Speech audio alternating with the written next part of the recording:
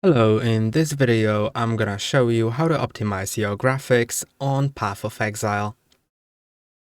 To optimize your graphics, go to Options, then go to Graphics, and here are all of the settings that you can set up, and I'm gonna get you through them to explain what's the most important to optimize your graphics for the best performance or for the best quality. The first thing is renderer. You would kind of prefer to have the DirectX 12 because it's more optimized, but it also depends on your graphics card, which renderer is available, but it's most likely for the DirectX 12 to be available. Then display, here you can change the display so that doesn't change the quality. Then mode also doesn't change it, but VSync is really important. When you set it to off, you'll have the highest available refresh rate. But when it's set to adaptive, then VSync will limit the frame rate of the monitor to refresh rate. So it will reduce some jitter in the image and will make the image better. Then dynamic resolution, you can also enable or disable it. So it will scale down the resolution when there's a lot of things going on the screen. And it's a setting for performance. So when you enable it, you'll have better performance. And when you disable it, you'll have better quality. So it depends on your PC, which components do you have, and how does it work together. So you'll need to try it out yourself. Then window resolution, I wouldn't change it. I would leave it as it is. Then upscale mode, and here are these settings are really important. You'll need to consider which one is the best for you. So it also depends on which graphics card you have. Different ones will be available for you. And I would personally choose FSR because it has best quality and everything is just great. But your GPU may work better with NIS or like Intel XeSS or AMD FSR if you have an AMD GPU, or NVIDIA DLSS. NVIDIA DLSS is really great, but your GPU needs to support this. So I'm gonna stick with FSR. Max image quality, here you can change it to performance or quality. So if you want to have the best top-notch quality, set it to no upscale, but you have to have the best PC for that. I would personally set it to balanced, so the quality is great and the performance is great as well.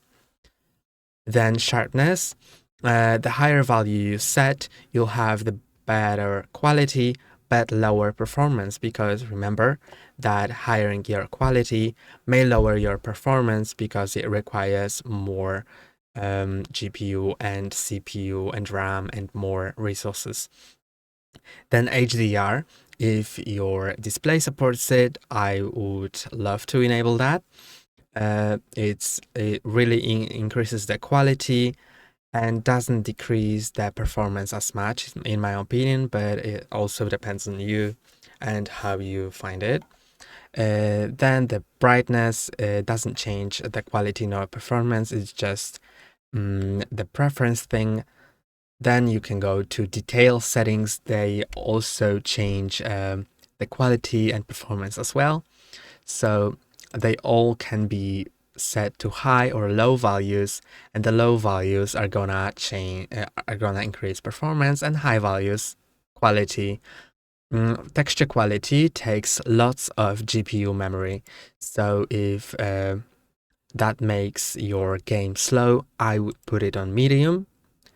But if it doesn't, I would love to have it on high because it really increases your quality. Then texture filtering, it depends on you. I would leave it on default. Then lighting, here you can set it to shadows and global illumination. And global illumination may cause some performance drops. So if your PC is not the best, then I would put it on shadows. It will still look great, but if you can, I would put it on both of them. Then shadow and GI quality costs lots of GPU. So when it's set to high or ultra, it may really cause some performance drops, but I like to keep it on high, so I would keep it on high personally. Then the sun shadow quality is kind of the same thing, but not as important. Then number of lights, it also changes performance and quality a lot because it's the number of light bounces that bounce between objects, and this is one of the most performance consuming features. But it really changes the quality of graphics, so I would try to put it on at least medium. Then bloom also changes your quality a bit, but it's not as important in my opinion.